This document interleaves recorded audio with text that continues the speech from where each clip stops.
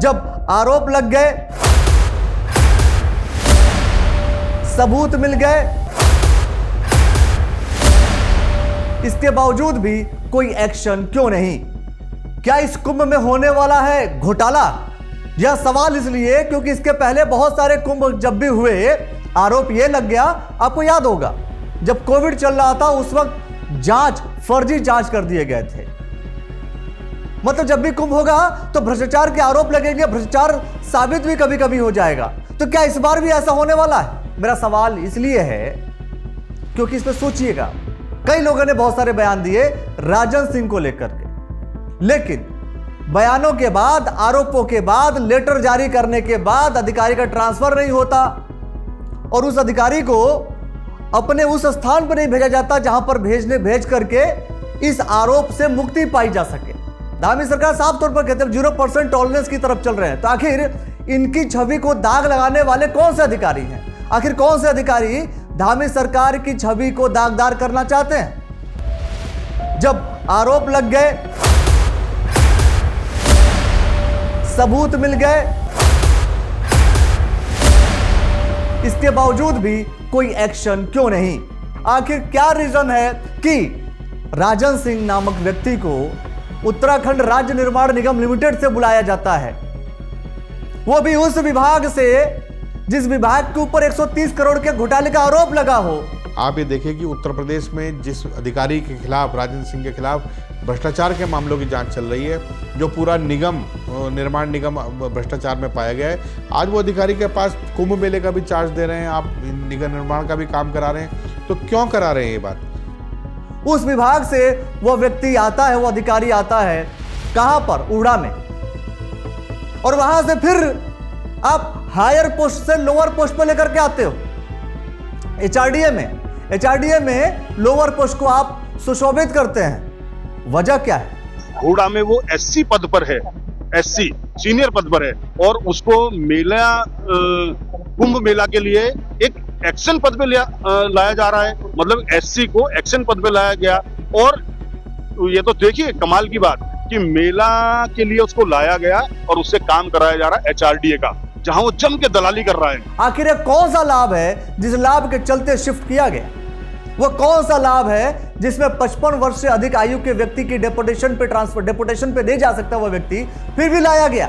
वो कौन सा लाभ है जो इतने सारे आरोपों के बाद, कई सारे लोगों ने आरोप लगाए, खबर चलने के बाद भी उस पर कोई एक्शन नहीं? आखिर कौन सा लाभ है जिस लाभ के वजह से एचआरडीए वीसी वर्तमान समय में जो है सोनिका जी अभी तक एक्शन नहीं ले पाई? सवाल यह भी कि आखिर जब ड्रग इंस्पेक्टर अनीता भारती का ट्रांसफर हो सकता है, मतलब आरोप लगते हैं अनीता भारती के ऊपर, अनीता भारती का ट्रांसफर हो सकता है, उनको हटाया जा सकता है, तो फिर इस अधिकारी को क्यों नहीं हटाया जा रहा है? अनीता भारती जो ड्रग इंस्पेक्टर थी, या किसी भी विभाग में कोई गलती होती है, अधिकारी से अपराध होता है, तो उनको उनके मुख्यालय अटैच किया जाता है, उन पर कार्रवाई की जाती है, सस्पेंड किया जाता है।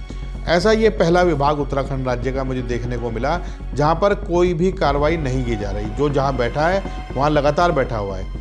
उसमें राजन सिंह हो, उसमें जो कंप्यूटर ऑपरेटर है जिन्होंने 1 अक्टूबर से 15 अक्टूबर तक अपराध किया, या जो लोग वहाँ प्रशासनिक अधिकारी हैं जो रिटायर होने के बाद भी एक्सटेंशन पर बैठे हुए हैं, ये सब लोग इसमें इन्वॉल्व हैं। मतलब इस अधिकारी के पास वीसी एचआरडीए से अधिक शक्ति है, तभी तो मैंने क्वेश्चन मार्क किया हुआ है कौन सा शख्स है भाई, who is most powerful than Sonika Meena जी।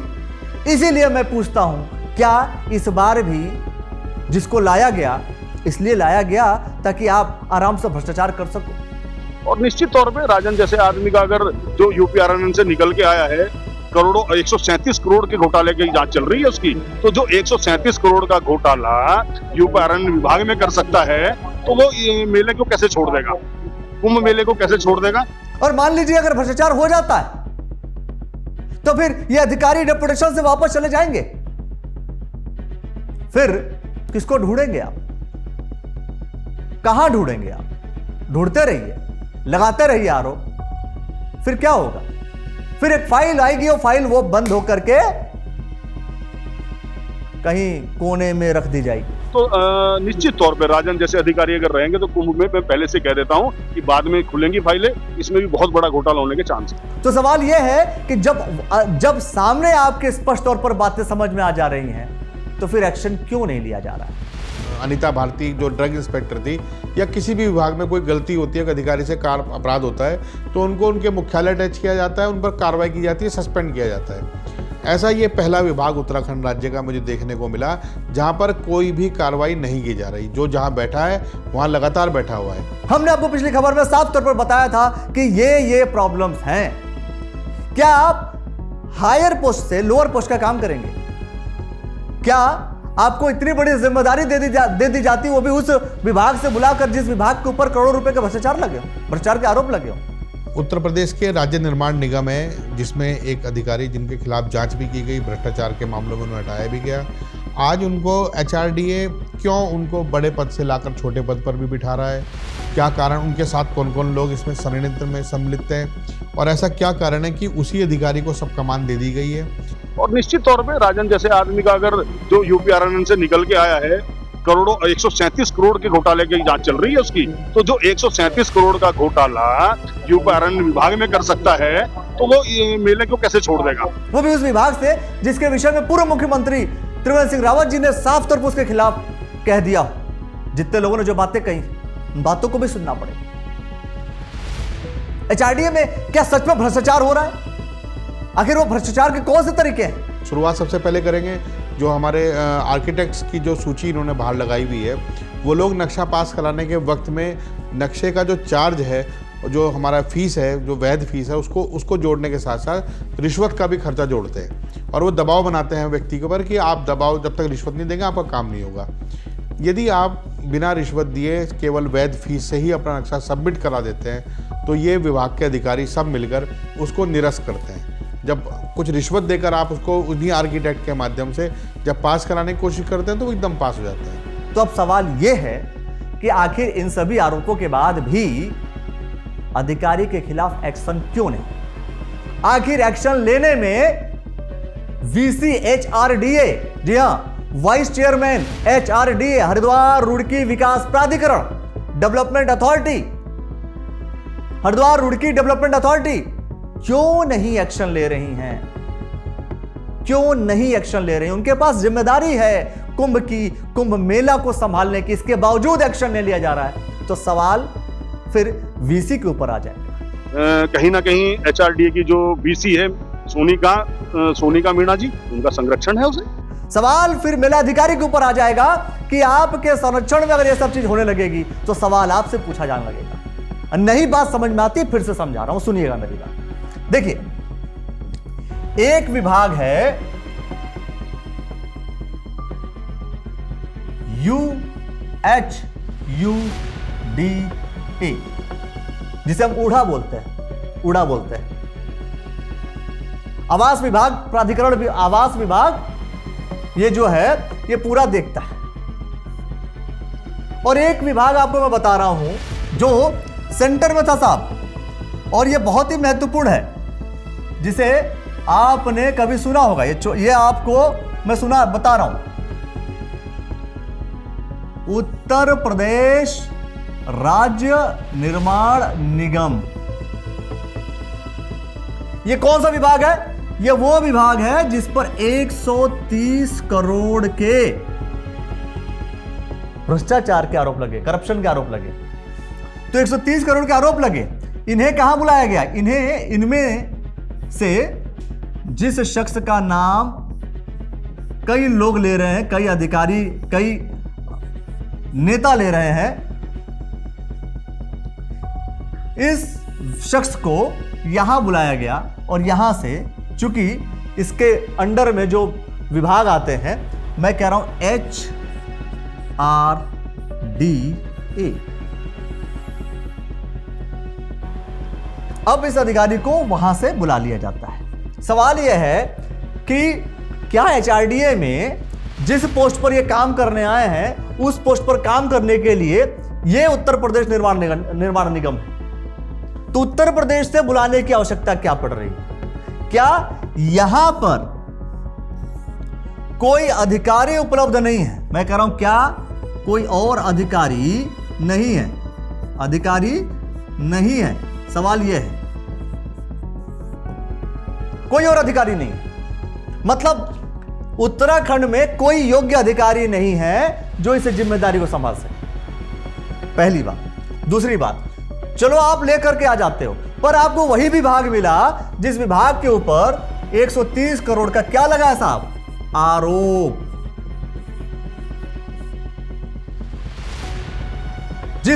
जिस विभाग को बैन करने की बात कर दी गई है,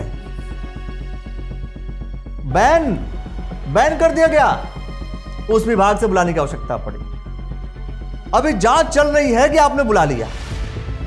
जिस विभाग पे एसएसपी साहब के भी बयान आपने सुन लिए होंगे, पढ़ लिया होगा, उस विभाग से बुला लिया गया।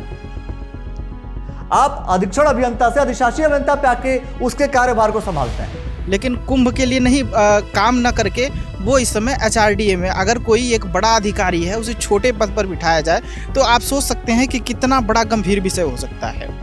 आईएएस बन जाइए और हाँ, हम आपसे इंजीनियरिंग का काम करवाएंगे, आपको अच्छा लगेगा? बताइए। देखिए यहां पर ऐसा होता है।